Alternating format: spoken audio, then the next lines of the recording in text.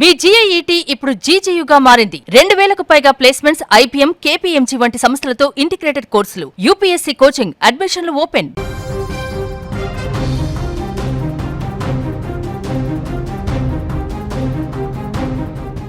ముస్సోరిలో హోంస్టేలో విగత జీవిగా మారినటువంటి రాధా గాయత్రి మృతి కేసులో మరొక బిగ్ ట్విస్ట్ నెలకొంది.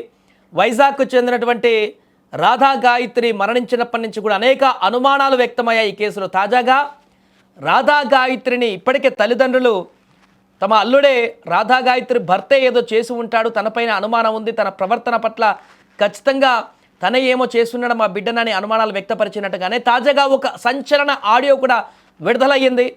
పెళ్ళై 7 నెలలే అవుతుంది, అయినప్పటికీ కూడా విహారయాత్రకని వెళ్ళి డెహ్రాడూన్ పరిసర ప్రాంతాలలో తిరిగి ముస్సోరిలో నైట్ స్టే చేసి ఆ రోజు రూమ్లోనే ఇద్దరు భార్యాభర్తలు ఉన్నటువంటి సందర్భంలోనే అక్కడ రాధా గాయత్రి దారుణమైనటువంటి స్థితిలో చనిపోయినటువంటి పరిస్థితి ఏర్పడింది. దీనికి సంబంధించి అల్లుడి పైన అనుమానాలు వ్యక్తం చేస్తున్నట్టుగానే రాధా గాయత్రి అంతకుముందు మాట్లాడినటువంటి తీరు, తన భర్త తనని ఏ రకంగా ఇబ్బంది పెడుతున్నాడో, ఎలాంటి ప్రవర్తన ఉందో దీనికి సంబంధించి పూర్తి వివరాలని తను మాట్లాడుతున్నటువంటి ఒక ఆడియోని తాజాగా రాధా గాయత్రి తల్లి విడుదల చేయడం జరిగింది. ఒకసారి ఆడియోలో ఏముందో మనం కూడా విందాం. అమ్మ, మా అత్తగారు ఫోన్ చేశారు. ఎందుకమ్మా ఇవన్నీ వస్తున్నాయి, నేను ఈ మాటే విన్నాను, ఇవన్నీ చెప్పారు. నేనైతే అత్తయ్య గారు, నా మనసు అయితే ఫుల్గా విరిగిపోయింది. నా గురించి ఇలా బ్యాక్ బైటింగ్ చేస్తున్నాడు అని నేను చెప్పేశాను. అందుకు ఇలా అని చెప్పాను నేను. సో ఏమైనా ఉంటే అత్తయ్య గారు, మీ అబ్బాయి ఏదైనా నేను తప్పు చేశాను కానీ ఏదైనా చెప్తే కనుక నేను వాడిని కాల్లో యాడ్ చేస్తాను ఉండమ్మా అన్నారు. నేనైతే తనతో మాట్లాడదలుచుకోవట్లేదు. మీకు ఏమైనా చెప్పాలి అనుకుంటే ప్లీజ్ మా మమ్మీ వాళ్ళతో మాట్లాడండి. మీకు అదంతా విని నా తప్పు ఏదైనా ఉంది అన్నా సరే నాతో చెప్పండి, అంతేగాని నేనైతే తనతో ఇప్పుడు మాట్లాడాలనుకోవట్లేదు. నా మనసు అయితే ఏం బాగాలేదు అత్తయ్య గారు, నాకు చాలా విషయాలు తెలిసాయి అని నేను చెప్పేశాను. ఇంకా నాకు పర్ఫెక్ట్ ప్రూఫ్స్ రాలేదు. ఇలా డాడీకి తెలిసిన వాళ్ళతో మాట్లాడితే వాళ్ళు అదే చెప్పారు, మీ అల్లుడు తప్ప ఇంకెవరు చేయరు అని చెప్పి.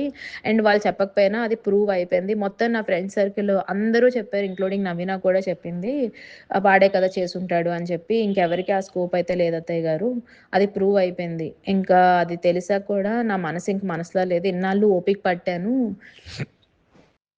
ఏంటంటారు, ఎన్నాళ్ళు ఓపిక పట్టాను, పోల్లే అక్కడికి వెళ్తే మారుతాడేమో, కొంచెం తనకు మారుతుంది బిహేవియర్ అని చెప్పి ఓపిక పట్టాను. కానీ ఇప్పుడు తన అన్ని లిమిట్స్ క్రాస్ అయిపోయాడు. ఇంకా నేనైతే ఏం మాట్లాడదలుచుకోవట్లేదు, నా మనసు అయితే బాగాలేదు, ఇప్పుడు నేనేం మాట్లాడదలుచుకోవట్లేదు తనతోనైతే అని చెప్పేసి. సో అది వీళ్ళు ముస్సోరికి వెళ్ళడానికంటే ముందు గత 7 నెలల పెళ్ళై 7 నెలలే అవుతుంది. ఆ పరిణామంలో తన భర్త ప్రవర్తన, తనని హింసల్ట్ చేయడము, తన గురించి బ్యాడ్గా ప్రచారం చేయడం, తన గురించినటువంటి అనేక ఇలాంటి ప్రచారం చేస్తూ ఇతరులకి వాటిని అన్నింటి కూడా పోస్ట్ చేయడము, ఇవన్నీ చేస్తూ ఉండేవాడంటే కూడా ఈ యొక్క ఆడియో కాల్ మనకు స్పష్టంగా కనిపిస్తుంది. ఈ నేపథ్యంలోనే అనేక సందర్భాలలో చెప్తున్నప్పటికీ దూరంగా ఉంటున్నారు కాబట్టి, పూణేలో జాబ్ ఒకరిది, ఢిల్లీలో జాబ్ ఒకరిది, ఇలా ఉన్నాయి కాబట్టి వీరు కొద్ది నెలల క్రితమే రాధా గాయత్రి తన భర్తకు దగ్గర ఉండడానికి అటు ఢిల్లీ వైపుగానే ట్రాన్స్ఫర్ కూడా చేయించుకుంది ఒక కంపెనీలో అని చెప్తున్నారు. అక్కడ దగ్గర ఉంటేనే అన్ని సమస్యలు సెట్ అయిపోతాయని చెప్పేసి. కానీ నిత్యం అనుమానంతో జీపీఎస్ ట్రాకర్ కూడా రాధా గాయత్రికి పెట్టి వీడియో కాల్స్ చేసినప్పుడు కానీ నీ పక్కన ఎవరున్నారో చూపించు అంటూ రకరకాలుగా తనని వేధించేవాడు అంటూ కూడా రాధా గాయత్రి తల్లి ఇప్పుడు చెప్తోంది. ఇప్పుడు ఆడియోలో వచ్చినటువంటి వివరాల ప్రకారం కూడా రాధా గాయత్రి ఎంత పశ్చాత్తాపపడింది, ఎంతగా ఈ యొక్క అంశాలపైన కుమిలిపోయింది. 7 నెలల నుంచి తను చేసినటువంటి ప్రయత్నాలన్నీ కూడా విఫలమైపోయి నాకు ఓపిక పోయింది అనేటువంటి విషయానికి కంక్లూజన్కి వచ్చిందంటేనే ఏమేం జరిగా ఈ 7 నెలలు అనేది స్పష్టంగా కనిపిస్తుంది. అందుకే రాధా గాయత్రి తల్లిదండ్రులు పక్కాగా చెప్తున్నారు, వారిద్దరు విహారయాత్రకి వెళ్ళి నైట్ స్టే చేస్తే హోటల్లో ఎలాంటి అనారోగ్య కారణాలు లేవు, తన బిడ్డకి చాలా ఆరోగ్యంగా ఉన్నటువంటి ఆమె, ఎలాంటి జబ్బులు కూడా లేనటువంటి ఆమె రాత్రి పడుకొని మార్నింగ్ లేసే వరకు చనిపోవడం ఏంటి, ఇది ఖచ్చితంగా అతను అల్లుడు చెప్పినటువంటి కారణమే ఫేక్ కారణం. అది అతన్ని ఖచ్చితంగా ఇంట్రాగేట్ చేసి విచారిస్తే తమ స్టైల్లో అసలు విషయాలన్నీ బయటకు వస్తాయి, తానే చంపేసి ఉంటాడు తన బిడ్డనంటూ కూడా తల్లిదండ్రులు చెప్తున్నటువంటి పరిస్థితి ఏర్పడింది. దానికి సంబంధించినటువంటి ఒక కాల్ ఆడియోను కూడా ఇప్పుడు విడుదల చేశారు. కాబట్టి మరి కేసులో ఈ యొక్క ఆడియో కాల్ ఎలాంటి మలుపు తీసుకోబోతుంది.